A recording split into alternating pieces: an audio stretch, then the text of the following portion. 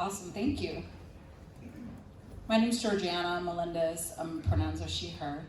And I am, as mentioned earlier, I'm assistant professor of management at Western New England University. And my teaching and research focuses on inclusive spaces at work. And there's a lot of conversation in that space that keeps growing, and we're in some interesting times in the United States, and so there's going to be a lot that we can learn from moving through these times. Prior to being a professor, which is a late career change for me, I'm only in my second year, I was the Assistant Chancellor for Diversity, Equity, and Inclusion at UMass Boston. Functionally, that's a Chief Diversity Officer position for over 10 years. And we have a super diverse campus and a lot of activism on campus around this space.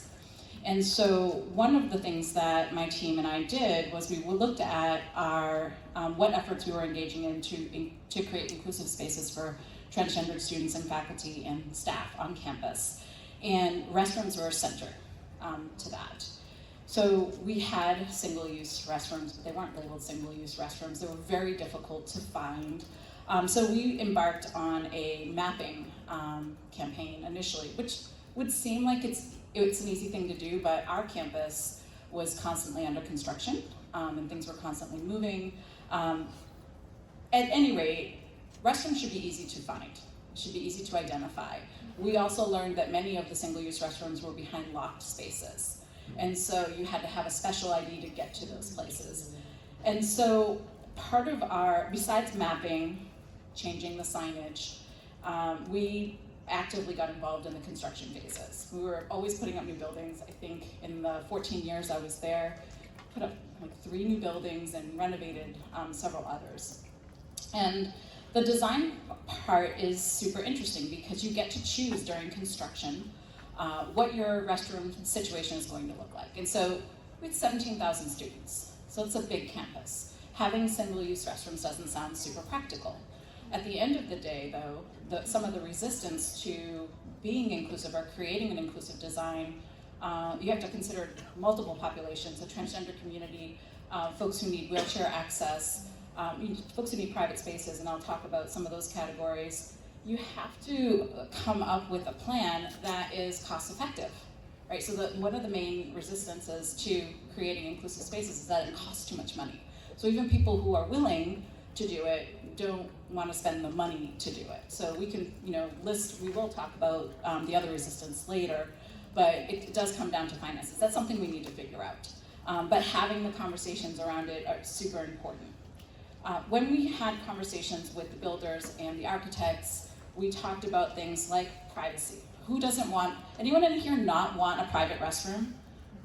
Anyone raise your hand if you don't, right? So, so there are 3 main considerations when thinking about restaurants: privacy, safety, and accessibility, right? So the privacy is something we all want. Sometimes it's about propriety, decorum, at work, who wants to go to the bathroom next to someone you're about to fire if that's something you have to do, or hire if that's something you have to do.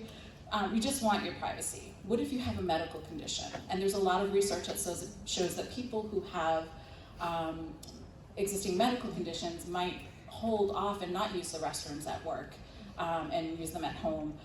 What if you don't feel safe going into a space? So there are life impediments related to privacy that lead us to want that in our workspaces. And in the category of safety, we want our restrooms to be places we feel safe entering and using. And there's a lot of research that talks about how you should position, and they specifically talk about gender in this. The women's room, the door going into the women's room should be facing a public area with high traffic. And it was kind of an interesting deep dive. Why gender? Why, we know the history, right? So thank you for introducing that, but why do restrooms need to be gendered at all? They're functional spaces, right? And so I agree with you in terms of design. My recommendation is you still have to have, when you have a campus of 17,000, some campuses have 40,000 students, can you create stalls that go floor to ceiling with a door that closes, that locks? Can you have enough of those stalls that have a turn radius for a wheelchair? Can it be all in one place with shared sinks? Like, what are the possibilities? And there are possibilities. So the earlier you are involved in the design conversation, the more likely you are to get buy-in on that. It's the retrofitting that is really difficult for folks to think about. They want to do it, but then they look at the budget, and the first thing to go is that. So get in early when the architect is engaged in the design process. After the blueprints are done, you're already changing the cost of a construction project. So individual floor-to-ceiling stalls, and also code. Think about building code, and I know that's different in different countries. One of the things we came across at UMass Boston when I was there was that building code required you to label rooms by gender, right? So even if you had a single-use restroom, there had to be a gender label.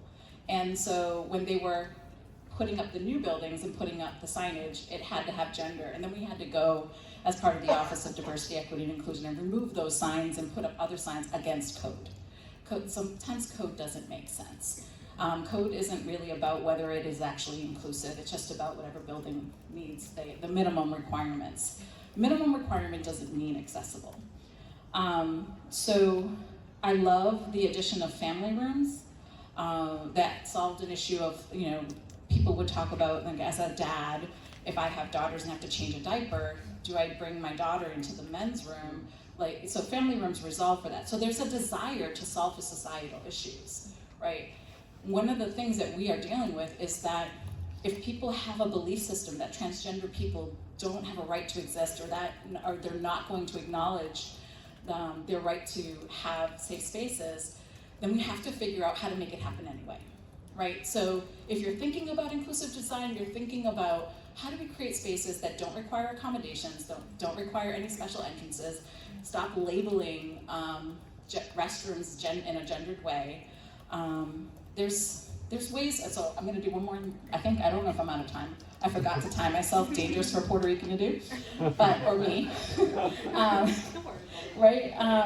But there are moments of activism you can do. So in your job, if you have the ability to influence policy, think about what you can do and make sure that you speak up and get in early in the process. The other thing is, I'm a Yelper. Any Yelpers in the room? People use Yelp do you use them to read and decide if you're gonna go someplace? I also will leave a review when I go to a space that has single-use restrooms that have gendered labels on them. And so I'll pump up the business even if it wasn't that great. I'll say, oh my God, the coffee was amazing. The space was beautiful. Too bad I had to stand in line when there was an open restroom, but it didn't have my gender label on it. And so I have had one response at least where the business was like, oh yeah, that makes so much sense, and took the gender off, and now there are 2 restaurants for anybody to use. So maybe I didn't, come at them with, this should be an inclusive space for transgender people. In my head, that was my functional purpose, right?